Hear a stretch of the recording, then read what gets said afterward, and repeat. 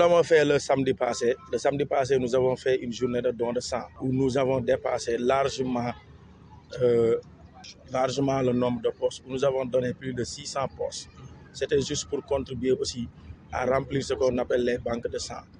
Aujourd'hui aussi, nous voilà le 5 décembre 2022 pour faire une journée de sensibilisation sur d'abord le port du casque, sur le comportement du livreur, sur aussi ce qu'on appelle le code de la route. D'abord, nous avons vu qu'actuellement, le métier de livreur est un métier incontournable. Nous avons vu que le Sénégal est un pays qui se développe de façon à ce que les gens sont au niveau de l'offre et la demande. Donc, on voit que c'est le secteur informel et que les livreurs ils sont là juste pour faire le rayon entre le client et le fournisseur. C'est pourquoi nous aussi avons jugé de dire que aussi pour notre sécurité, il est nécessaire de porter un casque. Parce que le casque, en réalité, ce n'est pas pour le client, c'est pour le livreur.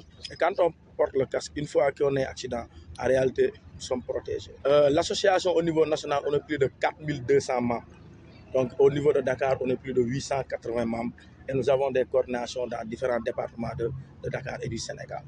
Donc les problèmes, je pense que nous avons eu à l'énumérer quand le président, son Excellence, M. Macky Sall, nous avait reçus au niveau du Palais de la République. Nous avons dit que notre premier problème, c'est lié à la formalisation. C'est-à-dire qu'on ait des cartes grises, c'est-à-dire qu'on ait aussi accès au permis de conduire.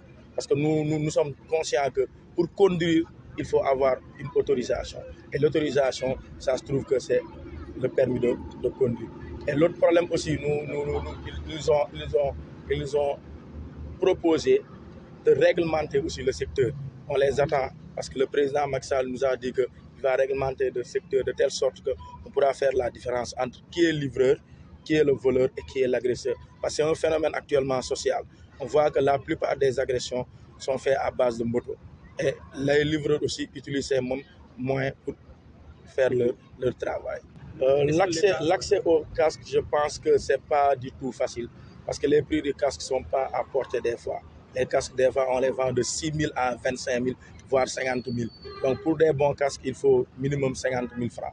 Donc, aussi là, si nous avons des fournisseurs qui, à un moment donné, nous aider, nous accompagner, nous faire à des prix qui sont un peu prenables, nous sommes partants. Oui. Loin de là. Je pense que pour dire vrai, on veut que l'État s'organise à nous donner une direction, qu'il ait une direction de l'association des livreurs du Sénégal, qui regroupe tous les livreurs du Sénégal. À un moment donné, s'il y a un problème lié à la livraison, l'État saura à qui s'adresser, qu'il nous donne une direction. Il y a des diplômés, des pères de famille, des responsables, des gens, des rescapés de prison, des gens, énormément de personnes s'activent maintenant dans le métier de livraison. Donc c'est à l'État de s'organiser parce qu'on sait qu'à un moment donné, si l'État ne peut pas fournir d'emploi, mais l'État doit jouer le rôle de régulateur, il doit régulariser le secteur et nous en avons forcément besoin.